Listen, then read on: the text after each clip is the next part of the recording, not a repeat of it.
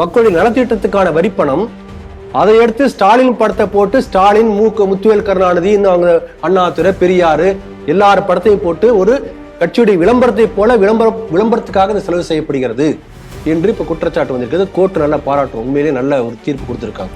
கோயில் நிர்வாகம் செய்யறது அறநிலைத்துறையுடைய வேலையை தவிர, அதாவது வரவு செலவு கணக்கு பாக்குறது அதோடைய வேலை. கோயில் எப்ப திறக்கணும், எப்ப மூடணும், என்ன பிரசாதம், என்ன அபிஷேகம், என்ன பூ, இன்னைக்கு திருவிழா, இதெல்லாம் அறநிலைத்துறை வேலை கிடையாது. இதற்கான செலவு என்னன்ற பார்ப்பது மட்டும் தான் அறநிலைத்துறை வேலை. அது கணக்கு ஒழுங்கா எழுதுறாங்களா, அவ்வளவுதான் அவருடைய வேலை. அது கொடுத்தா வெளியில வந்துடும். யார் மூடத்துக்கு அதிகாரம் கொடுத்தது? அதிகாரமே இல்லை. அப்ப ஒரு இல்லீகல் ஒரு ஆக்ட் பார்த்தோம், அவங்க சொன்னாங்கன்ற சொல்லி இல்லீகல் ஆக்டுக்கு இவர் இன்னொரு இல்லீகல் ஆக்ட் பண்றாங்க. கேரளா ஸ்டோரி பார்த்த பிறகு வெளிநாட்டுல பல இடங்கள்ல, யூரோப்பிய நாடுகள்ல இதே போல அங்க லவ் ஜிகாத் இருக்கின்ற இதே வார்த்தை பயன்படுத்தினார்கள். கேரளா ஸ்டோரி எங்களுக்கு லவ் ஜிகாத் பற்றி விழிப்புணர்வு ஏற்படுத்தி ஐரோப்பிய நாடுகள் திரையரங்குல சொல்லியிருக்காங்க, பத்திரிகைகள் வந்திருக்கு, வெளிநாட்டு பத்திரிகை வந்திருக்கு. அப்ப இந்த கேரளா ஸ்டோரி வெளியிடக்கூடாது என்று சொல்லி சுப்ரீம் கோர்ட்ல தடை கேட்டு அவங்களுக்கு அங்கேயே பல மாதங்கள் தங்கி இருந்திருக்காரு. தங்கி இருந்து அவருக்கு தனியா ஒரு 10 பேர் பணியாளர்கள் அவர் கீழே கொடுத்துருக்காங்க. இப்படியாவது ஃப்ரேம் பண்ணுங்க அவரை, இவரும் உட்காந்து என்னமோ பண்ணி எப்படி அவர் லிங்க் பண்ணலாம், பொய்க்கு ஜோடிக்கணும்ல, எப்படி பண்ற பல விஷயம் யோசனை பண்ணி பாக்குறாரு. ஆனால் முடியல. அப்புறம் முடியலன்னு சொன்ன உடனே இவர் மேல வழக்கப்பட்டு ஒரு உள்ளத்துக்கு போட்டாங்க. என்னுடைய போலீஸ் கேரியரே போச்சு என்று வருத்தப்பட்டு, நான் என்னுடைய அஃபிடவிட், நான் பேசினது, அவங்க பேசினது எல்லாமே கோர்ட்ல இருக்கு, இது முழுக்க நான் ஆதாரங்களை சமர்ப்பிக்க முடியும் என்று சொல்லியிருக்கிறார். திரைப்பட நடிகை, பங்களாதேஷுடைய திரைப்பட நடிகை, மாடல், விளம்பரங்களை நடிக்கிறாங்க, விளம்பரங்களை போஸ்ட் கொடுக்குறாங்க. அப்போ பாப்புலர் செலிபிரிட்டின்னு புரியுது இல்லையா? அவங்கள கல்கத்தால ஓவர் ஸ்டேட் சொல்லி அரெஸ்ட் பண்ணியிருக்காங்க. அவங்க இதுக்கு முன்னால ஆசிய மிஸ் அழகி போட்டியில அவங்க பட்டம் வென்றிருக்காங்க. அப்படிப்பட்ட ஒரு செலிபிரிட்டி, அதுக்காக சொல்ல வரேன். அப்ப எல்லாரும் தெரிஞ்சவங்க, 28 வயசு அந்த அம்மாவுக்கு. இப்போ அவங்களை அரெஸ்ட் பண்ணாயே ஓவர் ஸ்டேட்ஸ்ல அரெஸ்ட் பண்ணும்போது அவங்கள்ட்ட டாக்குமெண்ட்ஸ் கைப்பற்றி இருக்காங்க. அது அதிர்ச்சி அளிக்கக்கூடிய தகவல் என்னன்னா, அந்த உலக புகழ்பெற்ற ஒரு செலிபிரிட்டி கிட்ட பங்களாதேஷ்காரங்க கல்கத்தா பேஸ்டு 2 அட்ரஸ்ல 2 விதமான போலி ஆதார் கார்டு.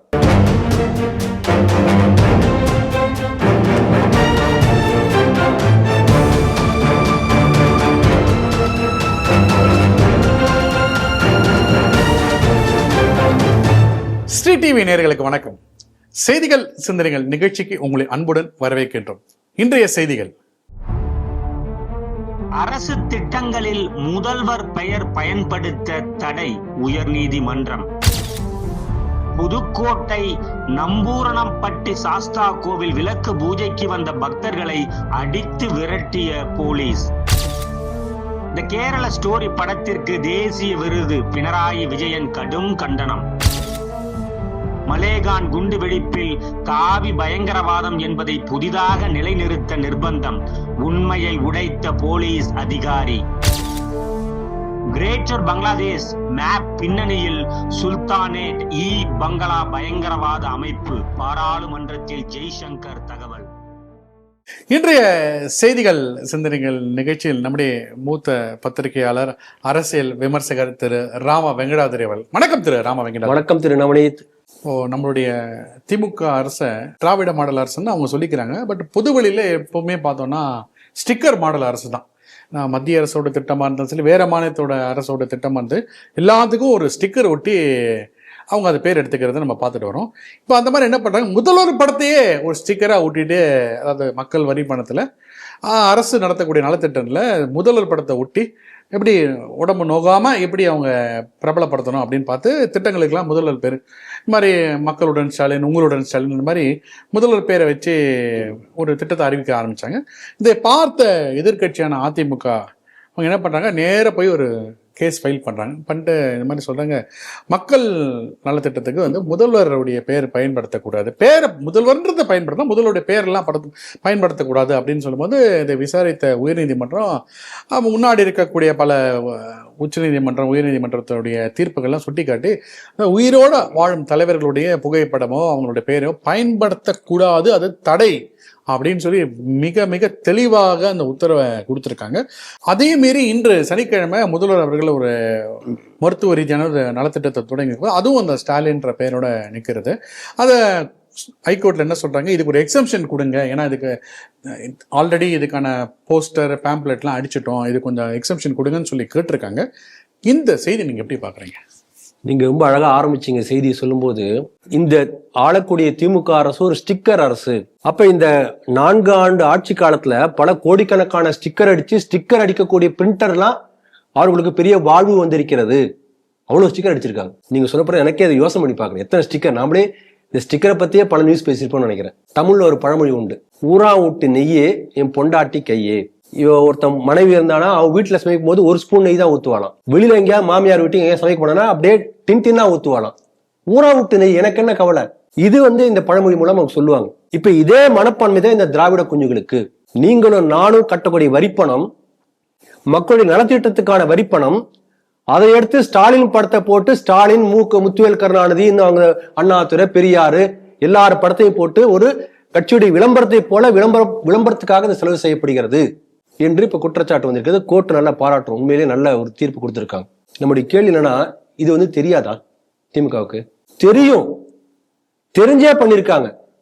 இப்ப கோர்ட் தீர்ப்பு வரும் அவங்களுக்கு தெரியும். அந்த கோர்ட் தீர்ப்பு வர வரைக்கும் எவ்வளவு விளம்பரம் பண்ணிக்கலாமே, லாபம் தானே, அப்படி யோசிச்சிருப்பாங்க. இன்னொரு பக்கம் இப்ப பாருங்க, அவன் கோர்ட்ல சொல்றான், ஏற்கனவே பல லட்சக்கணக்கான இந்த மாதிரி பேம்ப்ளெட், நோட்டீஸ், போஸ்டர், மற்ற இதெல்லாம் இந்த மாதிரி இந்த பேர் போட்டு படம் போட்டு அடிச்சாச்சு, இதுல வீணா போகும், மக்கள் விற்பனை வீணா போகும், அதனால இதை தொடர அனுமதிக்க வேண்டும், இது தீர்ந்து போற வரைக்குமாவது கொஞ்ச நாளைக்கு இப்படின்னு சொல்றாங்க. இப்ப இத்தனை லட்சம் ரூபாய் இது வீண் தான், கோர்ட்டுன்னு ஒத்துக்க போறது இல்லை. அப்ப ஏற்கனவே கான்ட்ராக்ட் யார் கொடுத்திருப்பாங்க, டெண்டர் யார் கொடுத்திருப்பாங்க? கட்சிக்காரனுக்கோ அல்லது குடும்பத்துடைய ஜால்ரா யாருக்கோ, பினாமி யாருக்கோ ஒருத்தர் கொடுக்க போறாங்க. ஏற்கனவே கொடுத்தது அப்படிதான் கொடுத்திருப்பாங்க. ஆகவே எந்த வகையிலும் கட்சிக்கும் இந்த குடும்பத்திற்கும் லாபம், நஷ்டம் தமிழ்நாட்டு மக்களுக்கு. விளம்பரம் இந்த கட்சிக்கு, நஷ்டம் மக்களுடைய வரிப்பணம். அந்த பழமொழி சொன்னோன்னு இன்னொரு பழமொழி ஞாபகம் வருது பாருங்க. இந்த யானை பத்தி சொல்லுவாங்க, யானை இருந்தாலும் 1000 பொன், இறந்தாலும் 1000 பொன் அப்படிம்பாங்க. இந்த கருணாநிதி இருக்கும் போதும் மக்கள் வரிப்பணத்தை ஊர் பணத்திலே கொள்ளையடித்து வாழ்ந்தார். இறந்து போன பிறகும் பொது இடத்துல, ஊர் மெரினா பீச்சில் அரசு பணத்துல ஒரு கல்லறை. அப்ப இருந்தாலும் இறந்தாலும் மக்கள் பணத்தை கொள்ளையடித்து வாழ்ந்த ஒரு பெரிய தலைவர் கருணாநிதி. அந்த பாரம்பரியம் திராவிட பாரம்பரியம். ஆகவே இது நல்ல அழகான தீர்ப்பு சொல்லியிருக்காங்க. இப்ப பாருங்க, மத்திய அரசுடைய பல திட்டங்கள், இவங்க ஸ்டிக்கர் ஓட்டுறீங்கன்னு சொல்றீங்க இல்லையா, PM ஆவாஸ் யோஜனா, மோடியின் வீடு கட்டும் திட்டம் அப்படி வரல, பிரதம மந்திரி வீடு கட்டும் திட்டம் தான் வருகிறது. அப்படிதான் இருக்கணும். ஆனா இங்க எல்லாத்தையும் ஸ்டாலின் ஸ்டாலின் ஸ்டாலின். அப்ப அரசு பணத்தை முறைகேடாக, institution of the government, it is தவறாக வழிநடத்தப்படுகிறது, முறைகேடாக பயன்படுத்தப்பட்டிருக்கிறது. அதான் அவங்க சொல்லியிருக்காங்க. அதனால இது நல்ல தீர்ப்பு. இப்ப எலெக்ஷன் கமிஷன் ஒரு நோட்டீஸ் விடணும், நிச்சயமா செய்யணும். இந்த மாதிரி பண்ணிருக்கேன்னு சொல்லி நோட்டீஸ் விடணும். ஏன்னா பாருங்க, தேர்தல் நடத்தை விதிகள்லாம் வருவதற்கு முன்பாகவே பல வேலைகளை செஞ்சு முடிச்சுட்டாங்க அப்படின்னு சொல்றாங்க. அதாவது இந்த தேர்தலில் பணப்பட்டுவாடா பண்றாங்க இல்லையா, அதுக்கான லாஜிஸ்டிக் சப்போர்ட், இன்ஃப்ராஸ்ட்ரக்சர், இந்த வீடுதோறும் ஸ்டாலின் வீடுதோறும் போய் பார்க்கறதுன்னு சொல்ல அந்த திட்டத்தின் மூலமாக அதுக்கான திட்டம் தான் இது. வெளியில அந்த பெயர் என்று பல பேர் சொல்கிறார்கள். கம்ப்ளீட் அதுக்கான ஸ்கெட்ச் போட்டு எல்லா ஏற்பாடு செஞ்சு முடிச்சாச்சு. இல்ல, அதுக்கே நீங்க பாத்தீங்கன்னா மதுரை உயர்நீதிமன்றத்துல ஒரு வழக்கு வருகிறது. இந்த மாதிரி ஆதார் எண்கள், இந்த மொபைல் நம்பர்லாம் கேட்டு வரும்போது உயர்நீதிமன்ற நீதிபதிகள் கேட்கும் போது அரசு தரப்பா ஆஜராகிறாங்க. அதாவது திமுக கட்சி நடத்தக்கூடிய இந்த இதற்கு அரசு தரப்புல இருந்து ஆஜராகும் போது அவரு நீதிபதி கேட்கிறார், நீங்க அரசு தரப்புக்கு எப்படி வரங்க, இது கட்சி சார்பா நடத்தப்படக்கூடிய ஒரு விஷயத்துக்கு எப்படி நீங்க அரசு தரப்புல இருந்து வருவீங்க, நீங்க அரசு தரப்பு வழக்கறிஞரா கட்சி தரப்பு வழக்கறிஞர்னு கேள்வி கேட்டதை நம்ம பார்த்தோம். அந்த அளவுக்கு அரசு தரப்பு என்பதே கட்சியினுடைய அலுவலகம் போல செயல்பட்டு கொண்டிருக்கின்றது என்று நீதிமன்ற வளாகத்தில் நமக்கு நிரூபணமாயிருக்கிறது. அந்த அளவுக்கு மோசமான அரசாங்கமா இருக்கிறது. அதனால இந்த தீர்ப்புல ஒரு விஷயத்தை சேர்த்து இருக்கணும். அது எனக்கு ஏமாற்றம் அளிக்கக்கூடிய விஷயமா இருக்கு. இப்போ இந்த தொகை இந்த திட்டத்துக்காக என்று சொல்லி இந்த தொகை ஒதுக்கக்கூடிய ஒரு சாங்ஷன் அத்தாரிட்டி ஒருத்தர் இருப்பார். அவர் தானே கொடுத்துருப்பார் இல்லையா? அவருக்கு தெரியாதா இந்த மாதிரி பண்ணக்கூடாதுன்னு? தெரிந்தே ஏன் செஞ்சார்? அப்ப இது வரைக்கும் எவ்வளவு செலவு, இந்த திட்டத்துக்கு எவ்வளவு செலவாயிருக்கிறதோ அந்த தொகை முழுக்க அந்த அதிகாரிகள் அல்ல அந்த அதிகாரி தன்னுடைய கைப்பணத்தில் அரசுக்கு திருப்பி செலுத்த வேண்டும். ஏன்னா அவருடைய அலட்சியத்தினால அவர் கையெழுத்துப்பட்டதால் இந்த மாதிரி நடந்திருக்கு என்று சொல்லி அவருக்கு அந்த தண்டனை கொடுக்கப்பட்டால்தான் இது போன்ற தவறுகள் வருங்காலத்தில் நடக்காம இருக்கும். ஒரு கட்சி சொல்லிட்டா உடனே ஒரு ஆபீசர் கைது போட்டுவாரா? முடியாது சார், அந்த மாதிரி சொல்லணும்ல, ஏன் சொல்லல?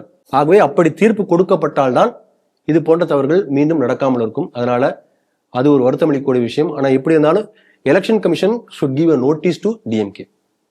நேற்றைக்கு புதுக்கோட்டை மாவட்டத்தில் ரொம்ப பிரசித்தி பெற்ற செண்பக சாஸ்தா கோயில், இந்த கோயில் வாசல்ல கொட்டும் மழையில பக்தர்கள்லாம் ஒரு சாலை மறியல் பண்றாங்க. சரி, என்னடா அது விஷயம் அப்படின்னு சொல்லி விசாரித்தோம்னா என்ன சொல்றாங்க, நாங்கள் இது ஆடி மாதம் குறிப்பாக அதில் எல்லா ஆடி மாதமும் குறிப்பாக வழக்கு பூஜை நாங்கள் பண்ணுவோம். இந்த வழக்கு பூஜை பண்ணுறதுக்காக எப்பவும் போல் நாங்கள் பக்தர்கள்லாம் ஒன்று கூடி நிற்கும் போது அறநிலையத்துறை அராஜகமாக கதவை இழுத்து போட்டாங்க. என்னன்னு சொல்லி கேட்டால் காவல்துறை கிட்டேருந்து எங்களுக்கு பர்மிஷன் தரல அப்படின்னு சொல்லி கொட்டும் மழைன்னு பார்க்காம கூட அங்கே இருக்கக்கூடிய பக்தர்கள்லாம் மறியலில் பண்ணுறாங்க. காவல்துறை ஒரு கொஞ்சம் 5 நிமிஷம் பேசுகிறாங்க. கடைசியில் என்ன பண்ணுறாங்க, அடிதடியில் இறங்கி அந்த கூட்டத்தினை அப்படின்னு தான் சொல்லுவாங்க. ஆனால் பக்தர்களை அதிரடியாக கலைக்கிறாங்க. இந்த செய்தி நீங்கள் எப்படி பார்க்குறீங்க? சாதாரண ரிலிஜியஸ் ப்ரொசஷன், அதாவது ஒரு மத ஊர்வலமோ திருமண ஊர்வலமோ பொது ரோட்ல நடத்துவதற்கு காவல்துறை அனுமதி தேவையில்லை என்பது அதுதான் நடைமுறை. இப்போ கோயிலில் வந்து ஒரு திருவிழா நடக்குன்னு வச்சுக்கோங்க. சும்மா அங்கே ஒரு கோயில் இருக்கு, மாரியம்மன் கோயில், ஒரு சாமி தூக்கிட்டு வீதி உலா வராங்க.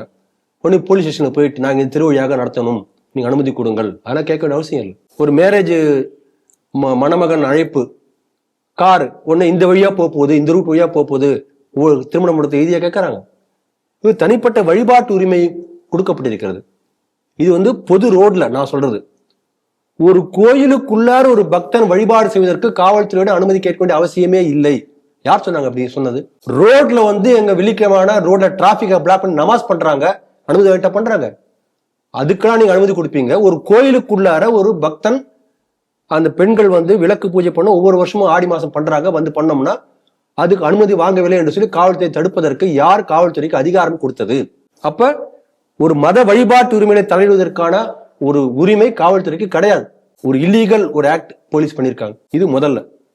இரண்டாவது, காவல்துறை வந்து தடை செய்த காரணத்தினால் கோயிலுக்குள்ளே திருவிளக்கு பூஜை அனுமதி மறுக்கப்பட்டிருக்கிறது என்று சொல்லி அறநிலையத்துறை சொல்லுது. அதனால கோயிலை மூடுறோம். கோயிலை மூடுறதுக்கு யார் அறநிலையத்துறைக்கு அனுமதி கொடுத்தாங்க? கோயில் நிர்வாகம் செய்யறது அறநிலையத்துறையுடைய வேலையை தவிர, அதாவது வரவு செலவு கணக்கு பாக்குறது அதோடைய வேலை. கோயில் எப்ப திறக்கணும், எப்ப மூடணும், என்ன பிரசாதம், என்ன அபிஷேகம், என்ன பூ, இன்னைக்கு திருவிழா, இதெல்லாம் அறநிலையத்துறை வேலை கிடையாது. இதற்கான செலவு என்னன்ற பார்ப்பது மட்டும் அறநிலையத்துறை வேலை. அது கணக்கு ஒழுங்கா எழுதுறாங்களா, அவ்வளவுதான் அவருடைய வேலை. அது கொடுத்தா வெளியில வந்துடணும். யார் மூடத்துக்கு அதிகாரம் கொடுத்தது? அதிகாரமே இல்லை. அப்ப ஒரு இல்லீகல் ஒரு ஆக்ட் பார்த்தோம், அவங்க சொன்னாங்கன்ற சொல்லி இல்லீகல் ஆக்டுக்கு இவர் இன்னொரு இல்லீகல் ஆக்ட் பண்றாங்க. நீங்க சொல்லும் போது எனக்கு இந்த கோயில பட்டீஸ்வரன் கோயில நடந்த சம்பவம் தான். அதேதான் போன வாரம் தொடர்ந்து அறநிலையத்துறையுடைய அத்துமீறல் நடந்து கொண்டே இருக்கிறது. 2 சட்டவிரோத செயல்கள் நடந்திருக்கிறது. இப்ப இவங்க வந்து போலீஸ் வந்து தடை போட்டிருக்காங்க, நாங்க அனுமதி கொடுக்க மாட்டோம், கோயிலுக்குள்ளார, வெளியில ரோட்ல இல்ல, கோயிலுக்குள்ளார வழிபாடு நடத்த தடை போட்டிருக்கோம் என்று சொல்லி போலீஸ் சொல்லுதுன்னா, அப்படி போலீஸை தடை போட சொல்லி பின்னணியில் இறந்து சொல்லியது யார்? யாரும் அழுத்தம் கொடுத்திருக்காங்களா? அதை காவல்துறை சொல்லுமா? அப்படி சொன்னாலும் கூட போலீஸால் தடை செய்ய முடியாது, அது வேற விஷயம். இருந்தாலும் கூட யாரும் அப்படி கொடுத்திருக்காங்களா? இது நம்முடைய கேள்வி. இப்ப அறநிலையத்துறை வந்து கோயிலை மூட முடியாது. ஏன்னா அதனுடைய கோயிலுடைய ஓனர் ஒண்ணு அறநிலையத்துறை கிடையாது. கோயில் ஓனர்னு வச்சுக்கலாம். நீங்க ஒரு கோயில் கட்டுறீங்க, நீங்க தான் சொந்தமா குடும்பத்துக்காக ஒரு கோயில் கட்டுறீங்க, வேற அறநிலையத்துறையே இல்லை. ஒரு பிள்ளையார் கூட ஒரு கோயில் கட்டுறீங்கன்னு வச்சுக்கோங்களேன். அந்த இப்படி ஒரு கோயில் கட்டினால் கூட அந்த கோயில ஒரு ஆகம விதிப்படி பிரதிஷ்டை பண்ணிருப்பீங்க. அந்த விதிப்படிதான் கோயில் நடக்க வேண்டுமே தவிர உங்க இஷ்டத்துக்கு திறந்து மூடு அதெல்லாம் பண்ண முடியாது, யாருமே பண்ண முடியாது. அப்படி இருக்கும்போது அறநிலையத்துறை எப்படி பண்ண முடியும்? உதாரணத்துக்கு அந்த கோயில் இருக்கக்கூடிய தெருவுல வந்து ஒரு இறப்பு நேர்ந்து விட்டது, அந்த மாதிரி தான் இருந்தா குறிப்பிட்ட நேரத்துக்கு கோயிலை மூடி வைப்பார்கள். இதெல்லாம் வந்து பொதுவாக கடைபிடிக்கக்கூடிய நடைமுறை. அப்படிதான் கோயில் மூட முடியுமே தவிர யாரோ ஒரு போலீஸ் சொன்னாங்க, இல்ல அறநிலையத்துறை ஈவோ வந்து முடிவு பண்ணாரு, அப்படிலாம் கோயில் மூட முடியாது, கோயில் திறக்கவும் முடியாது. இது ஆகம விதிமுறை மீறல். நம்ம சிவபெருமானை பத்தி பாடும்போது ஆகமமாகி நின்று அன்னிப்பான் தாழ் வாழ்க, அதாவது ஆகமத்தின் வடிவமாகவே இருக்கக்கூடிய சிவபெருமான் அப்படிதான் சொல்றாங்க. அப்ப ஆகமத்தை மீறுவது என்பது சிவபெருமானை நிந்தனை செய்வதற்கு சமமானது. யார் மீறவே கூடாது என்று சொல்கிறார்கள். அப்படிப்பட்ட ஆகம விதிமுறை மீறல் நடந்திருக்கிறது, வன்மையாக கண்டிக்கப்பட வேண்டிய விஷயம். இது செய்த யாருன்னா இந்து சமயங்களை கட்டி காட்டக்கூடிய அறநிலையத்துறை என்று சொல்லிக் கொள்ளக்கூடிய அந்த சேகர் பாபு சொல்றாரு இல்லையா, இந்த ஆட்சி ஆன்மீக புரட்சி ஏற்படுத்தக்கூடிய ஆட்சி, கோடிக்கணக்கான பணம் செலவு செய்து கும்பாபிஷேகம் செய்யக்கூடிய ஆட்சி, பல ஆயிரக்கணக்கான கோயில் குடமுழுக்கு செய்த ஆட்சி சொல்றாங்க இல்லையா, அப்படிப்பட்ட ஆட்சியில் தான் ஆகம் விதிமீறல் நடந்து கொண்டிருக்கிறது கோயில்கள்ல. இப்ப சேகர் பாபு பதில் சொல்லுவார் அதுக்கு. ஆகவே இது எப்படி இருக்குன்னா, இந்த HRMC என்பது ஹிந்து வழிபாட்டு முறைகளை ஒழிப்பதற்காக வந்த ஒரு இயக்கம், ஒரு அமைப்பு என்று நாம் பலமுறை சொல்லிக் கொண்டிருக்கிறோம். அதைத்தான் இந்த செய்தி நமக்கு காட்டுகிறது. HRMC என்பது இந்து சமய அறநிலைத்துறை என்பது வீட்டை பூட்டி அந்த சாவியை திருடன் கையில் கொடுப்பதற்கு ஒப்பானதாக இருக்கிறது. அதுதான் நடந்து கொண்டிருக்கிறது. நேற்றைக்கு தேசிய திரைப்பட விருதை மத்திய அரசு அறிவிச்சிருக்காங்க. இல்லை, குறிப்பாக சொல்லணும்னா ரொம்பவும் கான்ட்ரவர்சி அப்படின்னு சொல்லக்கூடிய உண்மை கதையை எடுத்துரைத்த த கேரளா ஸ்டோரி, அந்த படத்துக்கான சிறந்த இயக்குனர், சிறந்த ஒளிப்பதிவாளரான தேசிய விருது அறிவிக்கப்பட்டது. ரொம்ப எல்லாரும் வரவேற்றாங்க. ஆனால் இதை எதிர்த்தது முதல்ல யாருன்னு பார்த்தீங்கன்னா கேரளாவுடைய முதல்வர் திரு பினராயி விஜயன். அவர் ரொம்ப ஒரு வலுவான அவருடைய கன்னடத்தெல்லாம் தெரிவிக்கிறேன், இது வந்து கேரளாவுக்கு எதிரான விஷயங்கள்லாம் அப்படின்னு சொல்லி அவர் சொன்னதை பார்க்குறோம். ஆனால் இதே கேரளா ஸ்டோரி வந்த காலகட்டத்தில் நம்ம பார்த்தோம், பல கேரள சர்ச் அமைப்புகள், குறிப்பாக சொல்லலாம் சைரோ மலபார் சர்ச் அமைப்புகள்லாம் இது வரவேற்கத்தக்க விஷயம் அப்படின்னு சொல்லி பல இடங்களில் பல சர்ச்சுகளில் இந்த படத்தை திரையிட்டதையும் நம்ம பார்த்தீங்கன்னா இது ஒரு உண்மை சம்பவம். இந்த கேரளாவில் இதனால் பாதிக்கப்பட்ட பெண்கள் நிறைய இருக்காங்க அப்படின்னு சொல்லி அவங்க எடுத்து இந்த படத்தை ஒரு சர்ச்சையும் திரையிட்டதையும் பார்க்குறோம். இந்த கேரள முதல்வருடைய கண்டனத்தை நீங்கள் எப்படி பார்க்குறீங்க? இன்றைக்கு கூட தினசரி ஆங்கில நாளிதழ்கள் அல்லது அந்த ஆன்லைன் நியூஸ் பார்த்தீங்கன்னா தினசரி, நான் சொல்ல டெய்லி 1, 2, 3 செய்திகள் லவ் ஜிகாத் பற்றி இருக்கும். தமிழில் வரதில்லை, ஏன்னா அவங்க புறக்கணிக்கிறாங்க. நீங்க எந்த ஆங்கில ஆன்லைன் பேப்பர் பாருங்க, டெஃபினட்டா ஒரு 2-3 இன்சிடென்டாவது இருக்கும். அந்த அளவுக்கு இந்த லவ் ஜிகாத் பற்றி ஒரு விழிப்புணர்வு ஏற்படுத்திய பிறகும் கூட இந்த அளவுக்கு நடந்து கொண்டிருக்கின்றது என்று சொன்னால் எந்த அளவுக்கு ஒரு ஆபத்தான ஒரு செயல்பாடு பாருங்க லவ் ஜிகாத் என்பது. அதாவது ஏமாற்றி காதல் வலையில் வீழ வைத்து, எதுக்காகனா மதம் மாற்றுவதற்காக. இந்த லவ் ஜிகாத் பற்றிய விழிப்புணர்வை நாடு முழுக்க, இன்னும் சொல்லப்போனா உலகம் முழுக்க ஏற்படுத்திய ஒரு அதிர்வலைகளை ஏற்படுத்தியது கேரளா ஸ்டோரி. கேரளா ஸ்டோரியை பார்த்த பிறகு வெளிநாட்டுல பல இடங்கள்ல, யூரோப்பிய நாடுகள்ல இதே போல அங்க லவ் ஜிகாத் இருக்கின்ற இதே வார்த்தை பயன்படுத்தினார்கள். கேரளா ஸ்டோரி எங்களுக்கு லவ் ஜிகாத் பற்றி விழிப்புணர்வு ஏற்படுத்தி ஐரோப்பிய நாடுகள் திரையரங்குல சொல்லியிருக்காங்க, பத்திரிகைகள் வந்திருக்கு, வெளிநாட்டு பத்திரிகைகள் வந்திருக்கு. அப்ப இந்த கேரளா ஸ்டோரி வெளியிடக்கூடாது என்று சொல்லி சுப்ரீம் கோர்ட்ல தடை கேட்டு வழக்கு வந்தது. இந்த கேரளா ஸ்டோரி திரைப்படம் முஸ்லிம்களுக்கு, எந்த ஒரு முஸ்லீமுக்கும் எதிரானது அல்ல, சுப்ரீம் கோர்ட் ஜட்ஜ்மெண்ட். ஆனால் ISIS அமைப்பினுடைய பயங்கரவாதத்துக்கு எதிரானது, அதனால தடை செய்ய முடியாது. இதுதான் ஜட்ஜ்மெண்ட், அதனுடைய சம்மரி. அப்ப இது வந்து சுப்ரீம் கோர்ட் ஜட்ஜ்மெண்ட். இப்ப பினராயி விஜயன் நான் கேட்கிற கேள்வி என்னன்னா, இந்த சுப்ரீம் கோர்ட்டுடைய வெர்டிக்டை அவர் எதிர்க்கிறாரா இல்ல ஆதரிக்கிறாரா? அப்ப எதிர்க்கிறாருன்னு அர்த்தம், அப்போ வந்து ISISக்கு ஆதரவாளர் என்று அர்த்தம். இல்ல ஆதரிக்கிறார் என்று சொல்லக்கூட என்ன ஆகும்னா, ISIS அமைப்பு இந்த மாதிரி பயங்கரவாத செயலில் ஈடுபடுகிறது, ஆனால் அதை நான் சொன்னோம்னா கேரளா கலங்க ஏற்படும் என்று சொன்னால் என்ன அர்த்தம்? எல்லா ISIS அமைப்புல இருக்கக்கூடிய எல்லாருமே வந்து முஸ்லீம்கள், ஆனால் எல்லா முஸ்லீம்களும் ISIS கிடையாது, இப்படி நாம சொல்றோம். ஆனா இவங்க எப்படி மாற்றி சொல்றாங்க போல் இருக்கு, எல்லா முஸ்லீம் ISIS ஆதரவாளர்கள் என்று சொல்கிறாரா பினராயி விஜயன்? நம்முடைய கேள்வி இது. அல்லது அவர் மருமகன் வந்து பிரஷர் கொடுத்தாரா, வீட்டுல மருமகனே முஸ்லீமா இருக்காரு, அதனால அந்த அழுத்தத்தினால சொல்றாரா தெரியாது. ஒரு நல்ல மாமனாராக இருக்க ஆசைப்பட்டு சொல்றாரா நமக்கு தெரியாது. இப்ப இவர் கலங்க ஏற்பட்டுதான் சொல்றாரு. இப்ப பாருங்க, சொப்னா சுரேஷ்னு ஒரு தங்க கடத்தல் ஒரு சிட்டுக்குருவி இருந்து பாத்தீங்களா, அப்பெல்லாம் கலங்க வரல கேரளாவுக்கும் மலையாள மொழிக்கோ மலையாள தேசத்துக்கோ, இல்லைங்களா? முழக்கல்னு ஒரு பாதிரியார் பெரிய ஏகப்பட்ட வேலைகள்லாம் பண்ணார், கிளுகிழுப்பா பல காரியங்களை பண்ணார். அப்பெல்லாம் கேரளாவுக்கு எந்த கலங்கமும் வரல. இதுக்குள்ள என்ன நடந்திருக்கு இல்லையா? தங்க கடத்தல வரல. இப்ப பாருங்க, இப்ப ஏமன்ல ஒரு கொலை பண்ணாங்க, கொலை பண்ணவங்களை தப்பிக்கிறதுக்காக அதை தப்பிக்க வைப்பது நமது தேசிய கடமை என்று இதே பினராயி விஜயன் பேசினார். அப்போ இவங்க கேரளாவை சேர்ந்த ஒரு பொம்மணி அங்க ஊர்ல போய் ஏமன் நாட்டுல கொலை பண்ணப்ப கலங்க வரல. அப்பெல்லாம் கலங்க வராத கலங்கம் இந்த கேரளா ஸ்டோரி திரைப்படத்துக்கு விருது கொடுத்தோடனே வந்துச்சுன்னா என்ன அர்த்தம்? அப்ப இவர்கள் லவ் ஜிகாத்துக்கு எதிரானவர்களா, கேரளா ஸ்டோரிக்கு எதிரானவர்களா? தெளிவா சொல்லணும். இந்த கேரளா ஸ்டோரி திரைப்படம் வந்த போது தெளிவா ஒரு விஷயம் சொல்லப்பட்டது. அந்த கேரளா ஸ்டோரி திரைப்படத்தின் மூலமாக ஒரு நம்பர் ஒண்ணு கொடுத்திருந்தாங்க. அந்த திரைப்படம் வெளியிட்ட போது 39,000 லவ் ஜிகாத் கேசஸ் இது மாதிரி நடந்திருக்கிறதா சொல்லியிருந்ததா சொன்ன பேப்பர்ல படிச்சேன் நான். அப்போ வந்து அந்த நம்பர் மே பி ஃபால்ஸ், ஆனால் லவ் ஜிகாத் நடந்து கொண்டிருப்பது உண்மை என்பது நீதிமன்றத்தில் அந்த வாதம் வைக்கப்பட்டது. நீதிமன்ற தீர்ப்பில் இது வந்திருக்கு. ஆகவே லவ் ஜிகாதை கேரள அரசாங்கம் ஆதரிக்கிறதா இல்லையா என்பதை இவர் வந்து தெளிவுபட சொல்லணும். ஏன்னா இந்த கேரளா ஸ்டோரிங்கிறது என்னன்னா, ஒரு பயங்கரமான ஒரு உண்மையை வந்து, யதார்த்தமான உண்மையை, அது பயங்கரமான த்ரில்லிங், ஒரு கொலை நடுங்க வைக்கக்கூடிய ஒரு உண்மை, அதை திரைப்படமாக கொடுத்து விழிப்புணர்வு ஏற்படுத்தி இருக்கிறது. அதை ஒவ்வொருத்தரும் பார்க்கணும். எந்த அளவுக்கு வந்து ஒரு ஒரு காதல் என்கின்ற ஒரு மென்மையான அதை வந்து சிஸ்டமேட்டிக்கா பிளான் பண்ணி அதன் மூலமாக வந்து ஒரு மதமாற்றத்துக்காக இதை பயன்படுத்தக்கூடிய ஒரு மோசமான வலையாக அதை பயன்படுத்துகிறார்கள் என்பதை ரொம்ப தெளிவா படம் போட்டு காட்டியிருக்கிறார்கள். அதனால அந்த கேரளா ஸ்டோரி இது வரைக்கும் யாராவது பார்க்காம தான் அவசியம் நம்ம போய் பார்க்கணும். பார்த்து இந்த தகவல் வந்து நம்ம ஒவ்வொரு வீட்டு பெண்களுக்கும் நம்ம வந்து இதை போட்டு காட்டணும், அல்லது குறைஞ்சபட்சம் சொல்லணும். ஏன்னா பாருங்க, இன்னும் கூட தினசரி 2-3 செய்தி வந்துட்டு இருக்கு. அப்ப இந்த கேரளா ஸ்டோரியை நம்ம தான் பேசுறோமே தவிர பொதுமக்கள் மத்தியில் இந்த லவ் ஜிகாதை பற்றிய விழிப்புணர்வு இன்னும் போய் சேரவில்லை. அதை கொண்டு போய் சேர்க்கக்கூடிய கடமை நம்ம ஒவ்வொருத்தருக்கும் இருக்கிறது.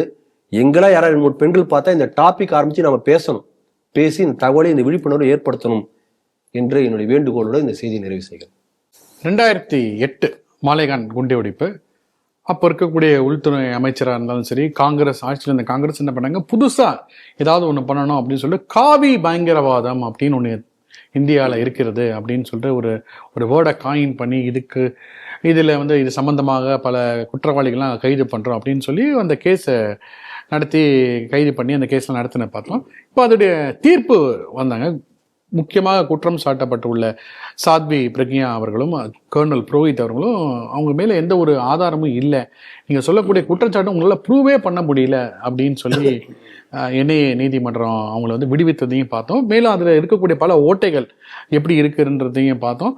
குறிப்பாக என்ன சொல்லலாம், இது வேண்டுமென்றே காவி பயங்கரவாதம் ஒன்று இல்லாத ஒரு விஷயத்த காங்கிரஸ் இதை ப்ரொபகண்டா பண்ணாங்கன்றத ஒரு குற்றச்சாட்டையும் நம்ம பார்க்கணும். இந்த தீர்ப்பு வந்த பிறகு இந்த விசாரணை குழுல இருந்த ஒரு ஆஃபீஸர் மெஹபூப் முஜ்வார் அப்படின்றவர் என்ன சொல்றாரு, அவருக்கு வந்து அழுத்தம் தரப்பட்டது, வாஸ் ப்ரெஷரைஸ்ட்.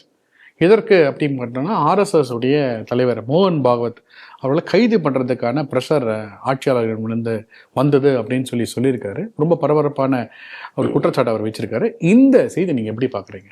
நம்முடைய சட்டத்துடைய அடிப்படையே 1000 குற்றவாளிகள் தப்பித்தாலும் ஒரு நிரபராதி தண்டிக்கப்படக்கூடாது.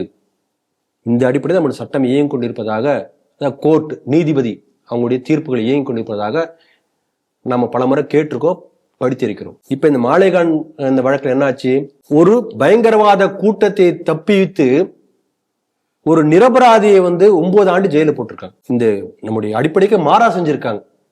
வேண்டுமென்றே திரித்து இட்டுக்கட்டி காவி பயங்கரவாதம் என்கின்ற ஒன்றை ஒரு நெரேட்டிவை செட் பண்ணுவதற்காகவே தனி நடந்திருக்கு. இது பெரிய ஒரு அநியாயம். அதனால இதுல பாருங்க, நேத்திக்கு வந்த செய்தி அந்த காவல்துறை அதிகாரி சொல்லியிருக்காரு, மோகன் பாகவத்தை கைது பண்ணணும், எப்படியா இந்த வழக்குல சிக்க வைக்கணும் என்பதற்காக போய் நாக்பூர்ல தங்கியிருக்காரு.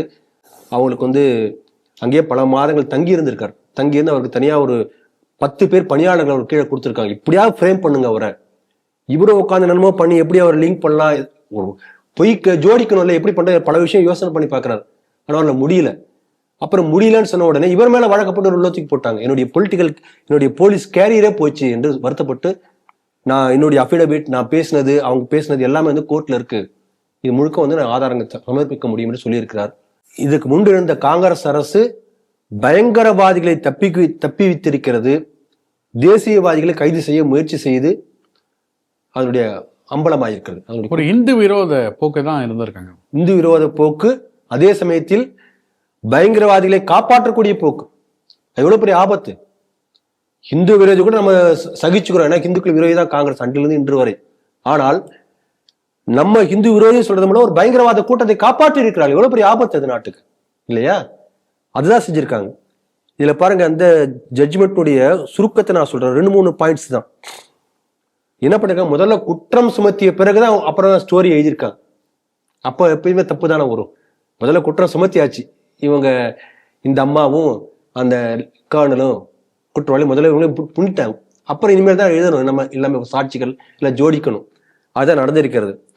இதுல பாருங்க, தடயவியல் சாட்சிகள், no forensic evidence place for the accused at the scene of, அந்த இடத்துல நடந்த குற்றத்துக்கு ஏற்ற தடயவியல் சாட்சிகள் எதுவுமே கொடுக்கப்படவில்லை. அப்புறம் சாட்சிகள்ல பிறல் சாட்சிகள், அதாவது ஒவ்வொரு சாட்சியும் வந்து மாறி மாறி பேசலாம். இவன் ஒன்று சொல்றான், அவன் ஒன்று சொல்றான். இந்த ஃபேப்ரிகேட்டட் தானே, எப்படி வரும், மாறி மாறி தானே வரும். அப்புறம் பல சாட்சிகளுக்கு குறுக்கு கேள்வி கேட்கும்போது வளரி கொட்டி, இல்லை என்ன மிரட்டினாங்கனால இப்படி சொன்னேன், இல்லை எனக்கு பணம் கொடுத்தாங்க இப்படி சொன்னேன் என்று சொல்லியிருக்காங்க. They are either bribed or tortured. இது வந்திருக்கிறது. அதே போல இதுல பாத்தீங்கன்னா, volumes of record presented at the court collapse under scrutiny. பல ஆயிரக்கணக்கான ரெக்கார்ட்ஸ் கொடுத்திருக்காங்க. அது எல்லாமே ஸ்க்ரூட்டனைஸ் பண்ணும்போது, சரி பார்க்கும்போது எல்லாம் பொய் என்று தெரிஞ்சிருக்கிறது. ஆகவே ஒரு மிகப்பெரிய பொய்யை வந்து கதையாக கட்டி கோர்ட் நேரத்தை வீணடிச்சு, அரசு நேரத்தை வீணடித்து, ஹிந்து பயங்கரவாதி என்ற ஒரு போலியை உருவாக்க முயற்சி செய்து ஒரு மோசமான ஒரு முன்னுதாரணத்தை ஏற்படுத்தியிருக்கு காங்கிரஸ் அரசு. அதனால இது வந்து வன்மையாக கண்டிக்கூடிய ஒரு செயல். இதுல பாருங்க, திக்விஜய் சிங் வந்து புக்கெல்லாம் எழுதினார், ஆர்எஸ்எஸ் டெரர் அப்படி சொல்லிட்டு ஒரு புக்கெல்லாம் எழுதினார். அதே போல ஆர்எஸ்எஸ் டெரர் ட்ரைனிங் கேம்ப் நடத்துகிறது, அதுல வந்து பிஜேபிக்கு பங்கு உண்டுன்னு சொல்லி மகாராஷ்டிரா உள்துறை அமைச்சர் அப்படி பேசினார், பொதுக்கூட்டத்தில் பேசினார். இப்போ எல்லாம் வாபஸ் வாங்கலாம் தெரியாது, மன்னிப்பு கேட்கணும். பாசியா இருக்கட்டும், திக்விஜய் சிங் ஆகட்டும், அந்த உள்துறை அமைச்சர்லாம் மன்னிப்பு கேட்கணும். நிச்சயம் கேட்க போறது இல்லை. அதனால ஆர்எஸ்எஸ் மான நஷ்ட வழக்கு போட வேண்டும். ஏன்னா ஒரு பெரிய குற்றம் சுமத்திருக்காங்க. ஆர்எஸ்எஸ் வந்து இந்துக்களுக்கான அமைப்பு, அதனுடைய தலைவர் மீது இந்த மாதிரி ஒரு குற்றப்பழி சுமத்திருக்க முயற்சி பண்ணியிருக்காங்க. அதனால ஆர்எஸ்எஸ் மான நஷ்ட வழக்கு போட்டு இவர்களை கோர்ட் மூலமாக திருப்பி அதற்கான அடுத்த கட்ட நடவடிக்கை எடுக்க வேண்டும் என்று சொல்லி கேட்டுக்கொள்கிறேன்.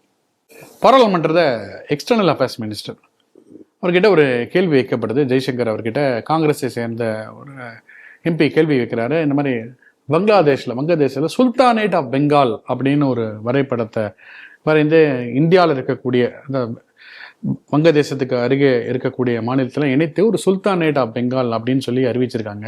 இந்த வரைபடத்தை என்ன பார்க்குறீங்க அப்படின்னு சொல்லி கேள்வி கேட்கும்போது அவர் ரொம்ப தெளிவாக சொல்கிறார். முதல்ல என்ன சொல்கிறாருன்னா, சார் அது பழைய செய்தி சார், அந்த ஏப்ரல் 14 ஏதோ ஒரு எக்ஸிபிஷனில் வைக்கப்பட்ட அது வரைபடம். இந்தியா அதை கூர்மையாக, இந்த வரைபடம் வந்த பிறகுலேருந்து இந்தியா அதை கூர்மையாக பார்த்துட்ருக்கோம். நம்ம என்ன விஷயம், மேலும் நாங்கள் இந்த விசாரணை பண்ணும்போது துருக்கியிலேருந்து இருக்கக்கூடிய ஒரு அடிப்படைவாத அமைப்பு இதை ஃபண்ட் பண்ணுறாங்க. அந்த மத அமைப்பு தான் வங்கதேசத்தில் இந்த மாதிரி ஒரு வரைபடத்தை வரைஞ்சிருக்காங்க. நாங்கள் க்ளோஸாக மானிட்டர் பண்ணிருக்கோம் சுச்சுவேஷனை அப்படின்னு சொல்லி ஒரு ரொம்ப அஷூரன்ஸாக அவர் பேசியிருக்காரு எக்ஸ்டர்னல் அஃபேர்ஸ் மினிஸ்டர் ஜெய்சங்கர் அவர்கள். இந்த செய்தி நீங்கள் எப்படி பார்க்குறீங்க? நம்முடைய அரசாங்கம் வந்து ரொம்ப க்ளோஸ்லி மானிட்டரிங் த சிச்சுவேஷன் என்று அவர் சொல்லியிருக்கிறார். அவங்க என்ன பண்ணியிருக்காங்கன்னா, ஒரு மேப் டாக்கா யூனிவர்சிட்டியில் கண்காட்சியில் வச்சுருக்காங்க. அதில் இப்போ உள்ள பங்களாதேஷ், நம்ம நாட்டுடைய பீகார், அஸ்ஸாம், வடகிழக்கு மாநிலங்கள், ஒடிசா இதெல்லாம் சேர்ந்து கிரேட்டர் பங்களாதேஷ் என்ற வரைபடம் போட்டு இதை அடைவதே எங்கள் இலக்கு என்பது போல எழுதி டிஸ்பிளே பண்ணியிருக்காங்க. இப்போ இது மாதிரி ஒரு வருஷமா நடந்திருக்கு. அதனால நம்ம வந்து அது பெருசா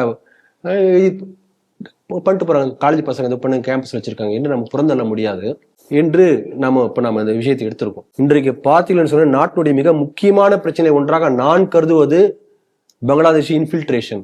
நேற்றுக்கு ஒரு செய்தி வந்திருக்கு, ஒரு திரைப்பட நடிகை, பங்களாதேஷுடைய திரைப்பட நடிகை மாடல் விளம்பரங்களை நடிக்கிறாங்க, விளம்பரங்களை போஸ்ட் கொடுக்குறாங்க. அப்போ பாப்புலர் செலிபிரிட்டின்னு புரியுது இல்லையா, அவங்கள வந்து கல்கத்தால வந்து ஓவர் ஸ்டேட் சொல்லி அரெஸ்ட் பண்ணியிருக்காங்க. அவங்க இதுக்கு முன்னால ஆசிய மிஸ் அழகி போட்டியில அவங்க பட்டம் வென்றிருக்காங்க. அப்படிப்பட்ட ஒரு செலிபிரிட்டி, அதுக்காக சொல்ல வரேன். அப்போ எல்லாரும் தெரிஞ்சவங்க, 28 வயசு அந்த அம்மாவுக்கு. இப்போ அவங்களை அரெஸ்ட் பண்ணா, ஏன் ஓவர் ஸ்டேட்ஸ்ல அரெஸ்ட் பண்ணும்போது அவங்கள்ட்ட டாக்குமெண்ட்ஸ் கைப்பற்றி இருக்காங்க.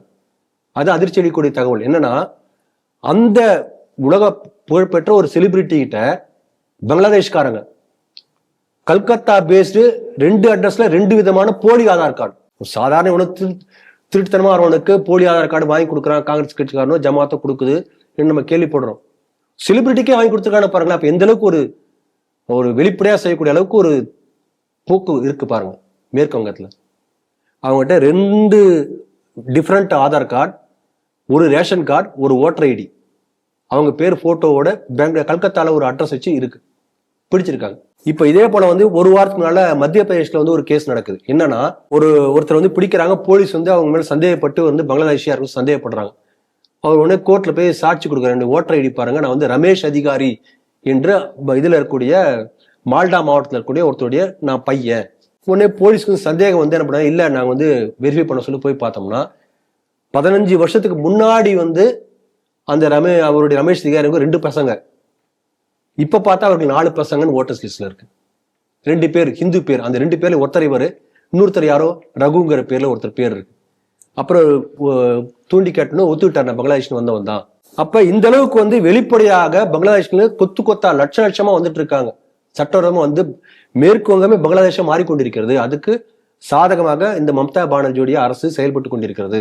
நீங்க பாருங்க, ஒரு இங்கிலீஷ் பழமொழி சொல்லுவாங்க, strength of the chain lies in its weakest link. நாடு முழுக்க எல்லாத்தையும் இங்க அப்படியே அடைச்சி போட்டு பாதுகாப்பு வச்சிருந்தால் கூட ஒரே ஒரு வெஸ்ட் பெங்கால் மட்டும் போதும் எல்லா பங்களாதேஷ் எதிரிகளும் வந்து சேர்றதுக்கு. இந்த லட்சணத்துல பாருங்க, பங்களாதேஷ் பாகிஸ்தான் இடையே விசா ஃப்ரீ இப்போ போலாம், யார் வேணா போலாம். பாகிஸ்தான் யார் வேணா ISI காரன் பங்களாதேஷுக்கு போறான், அப்படியே வந்து வெஸ்ட் பெங்காலுக்கு வந்துடலாம். அப்படிப்பட்ட ஆபத்து வந்து கொண்டிருக்கிறது. இது ஒரு பக்கம். இன்னொரு பக்கம் பாருங்க என்னன்னா, இப்போ வந்து இதுக்கு துருக்கி பேஸ்ட் NGOன்னு சொன்னாங்க இல்லையா, இன்னைக்கு வந்து ஸ்ரீலங்கால பார்த்தீங்கன்னு சொன்னால் பல இடங்களே இஸ்லாமிய பயங்கரவாதம் தலை தூக்க ஆரம்பிக்க காரணமாக இருக்கக்கூடிய பல மதர்சாக்கள், புதுசா பல மதர்சாக்கள் மூலமாக அங்க புதிதாக இஸ்லாமிய பயங்கரவாதம் வந்து கொண்டிருக்கிறது என்று பேப்பர்ல நியூஸ் வருது. அந்த புதிய மதர்சாக்களை கட்டி கொடுத்த யாருன்னா துருக்கி அரசு. நம்ம நாட்டில் தடை செய்யப்பட்ட PFI தடை செய்வதற்கு முன்பாக துருக்கியில போய் மீட்டிங் போடுறான். அப்ப துருக்கி கனெக்ஷன் எப்படி இருக்கு பாருங்க. இங்க ஒரு அம்மா சபரிமாலான்னு ஒரு அம்மா, அந்த அம்மா வந்து இப்ப எல்லா இடத்துலயும் போற இடத்துல பேசுறாங்க, நாங்க வந்து உமரின் ஆட்சியை ஏற்படுத்துவோம். யார் அந்த உமரோ தெரியாது, போய் பாருங்க. அவனு அந்த துருக்கி அரசு உமரின் ஆட்சி, அவனும் இதான் சொல்றான். பங்களாதேஷ் சொல்றான் அவனும் உமரின் ஆட்சி. அப்ப நம்ம எல்லாம் ஒரே பாயிண்ட்ல சேர்றாங்க. நம்ம புரிஞ்சுக்கணும், நம்ம புரியாம தனித்தனி செய்தியா பார்க்கிறோம். ஆகவே ஒரு பெரிய ஒரு சதி திட்டம் தீட்டப்பட்டு கொண்டிருக்கிறது. இங்க பாத்தீங்கன்னா 2047 நம் நாடுடைய 100வது சுதந்திர தினத்தன்று PFI பழைய ஸ்டேட்மெண்ட், PFI தான் இப்ப இல்லைன்னு சொல்றாங்க, ஆனா வேற பேர்ல இருக்கு. அந்த ஸ்டேட்மெண்ட் என்னன்னா பீகார்ல கண்டுபிடிச்சாங்க, அந்த டேப்ஸ் முழுக்க எடுத்தாங்க. 2047 நாங்களும் இந்தியாவை வந்து இஸ்லாமிய நாடாக மாற்றி விடுவோம், இல்லாட்டி குறைந்தபட்சம் இன்னொரு நாடா இஸ்லாமிய நாட்டை இங்கிருந்து உடைச்சி எடுத்துட்டு போவோம், இது உறுதி, அதற்கான திட்டமிட்டு நாம் வேலை செய்து வருகிறோம். இவன் ஸ்டேட்மெண்ட் அது நீங்க சொல்லும்போது பாத்தீங்கன்னா மதிமுகவுடைய தலைவர் வைகோ ஒரு கிட்டத்தட்ட 1 வருஷம் 2 வருஷம் முன்னாடி இதே ஸ்டேட்மெண்ட் தான் அவரும் சொல்லியிருந்தாரு. சுக்குநூறாக பிரிப்போம் இந்தியாவை அப்படின்னு அவர் ஸ்டேட்மெண்ட் சொன்னாரு. எல்லாம் நம்ம கனெக்டிங் டாட்ஸ். அதாவது அவர்களுக்கு ஆதரவாக பல பேர் இங்கே இருப்பாங்க, அந்த ஆதரவாளர் சொல்ல மாட்டாங்க, ஆனா அந்த டோனை வேற மாதிரி சொல்லுவாங்க. ஆகவே இப்படிப்பட்ட ஒரு பெரிய அபாயகரமான சூழ்நிலை மேற்கு வங்காளம் பங்களாதேஷ் மூலமாக நம்ம நாட்டுக்கு வந்து கொண்டிருக்கின்றது. அதை வந்து அரசாங்கம் இன்னும் கொஞ்சம் மானிட்டர் பண்றது மட்டும் இல்லாமல் இன்னும் கொஞ்சம் கடுமையான நடவடிக்கை எடுக்கணும் என்பது என்னுடைய கருத்து. பார்ப்போம் மேற்கொண்டு நடக்க என்று பார்ப்போம். ஸ்ரீ டிவி நேயர்களுக்கு 2 இரங்கல் செய்திகள். சேலத்திலே இஸ்லாமிய பயங்கரவாதிகளால் படுகொலை செய்யப்பட்ட ஆடிட்டர் ரமேஷ், நம்ம எல்லாருக்கும் தெரியும். சேலத்திலே ஹிந்து இயக்கங்களுக்கு முதுகெலும்பாக இருந்தவர். அவருடைய மறைவுக்கு பின்பு அவருடைய தம்பி சேஷாதிரி அவர்கள் தொடர்ந்து அதே பணியை செய்து கொண்டிருக்கிறார். ஃபீனிக்ஸ் ஃபவுண்டேஷன் என்ற பெயரிலே பல நலத்திட்டங்களை அவருடைய பெயரில் தொடர்ந்து நடத்தி கொண்டிருக்கிறார். அவரது தாயார் திருமதி கமலா அம்மையார் அவர்கள் இறைவனடி சேர்ந்திருக்கிறார். அவருடைய இழப்பை இழந்து வாழக்கூடிய அந்த குடும்பத்தாருக்கு ஸ்ரீ டிவி சார்பாக, ஸ்ரீ டிவி நேயர்கள் சார்பாக நமது இதயபூர்வமான அஞ்சலிகளை தெரிவித்துக் கொள்கிறோம். அதே போல விவசாயிகளுக்காக நாடு தழுவிய இயக்கமாக இருக்கக்கூடிய பாரதிய கிசான் சங்கம், அதனுடைய தமிழக மாநிலத்தினுடைய செயலாளராக இருந்த திரு வீரசேகரன் பிள்ளை, அவர் லால்குடியைச் சேர்ந்தவர். அந்த ஊரை பற்றி சொல்லும் போது கூட திருத்தவத்துறை என்ற பெயரை தான் பயன்படுத்துவார். அந்த சுற்றுப்பகுதியில் முழுக்க ஹிந்து இயக்கங்களுக்காக அயராது பாடுபட்டவர் கிசான் சங்கம் தவிர. அப்படிப்பட்ட ஒரு பெரிய ஒரு தேசபக்த ஹிந்து ஆதரவு ஒரு பெரிய தலைவர், ஹிந்து இயக்க தலைவர் ஒருத்தர் மறைந்திருக்கிறார். அவருடைய குடும்பத்திற்கும் நம்முடைய அஞ்சலியை செலுத்திக் கொள்கிறோம். ஸ்ரீ டிவி நேயர்கள் சார்பாக, ஸ்ரீ டிவி சார்பாக இந்த இரு குடும்பத்தாருக்கும் நம்முடைய அஞ்சலியை தெரிவிப்போம். ஒரு நிமிடம் மௌனமாக இருந்து நம்முடைய அஞ்சலி தெரிவிப்போம். ஓம் சாந்தி சாந்தி சாந்தி. நன்றி திரு ராம வெங்கடாதிரி அவர்கள் என்று கருத்தை கூறியமைக்கு நன்றி. ஸ்ரீ டிவியின் செய்திகள் சிந்தனைகள் நிகழ்ச்சி ஸ்ரீ டிவி அபிஷியல் ஃபேஸ்புக் பக்கத்திலும், யூடியூப் பக்கத்திலும், இன்ஸ்டாகிராம் பக்கத்திலும் போஸ்ட் செய்யப்படும். அதை மறக்காம லைக் பண்ணுங்க, கமெண்ட் பண்ணுங்க, ஷேர் பண்ணுங்க. இப்ப நம்ம பேசின 5 செய்திகளும் தனித்தனியாக ஸ்ரீ டிவி அபிஷியல் ஃபேஸ்புக் பக்கத்திலும், யூடியூப் பக்கத்திலும் போஸ்ட் செய்யப்படும். அதையும் மறக்காம லைக் பண்ணுங்க, கமெண்ட் பண்ணுங்க, ஷேர் பண்ணுங்க. மறக்காமல் ஸ்ரீ டிவி அபிஷியல் வாட்ஸ்அப் சேனலையும் சப்ஸ்கிரைப் செய்யவும். செய்திகள் சிந்தனைகள் நிகழ்ச்சியில் மீண்டும் சந்திப்போம். நன்றி, வணக்கம், ஜெய்ஹிந்த்.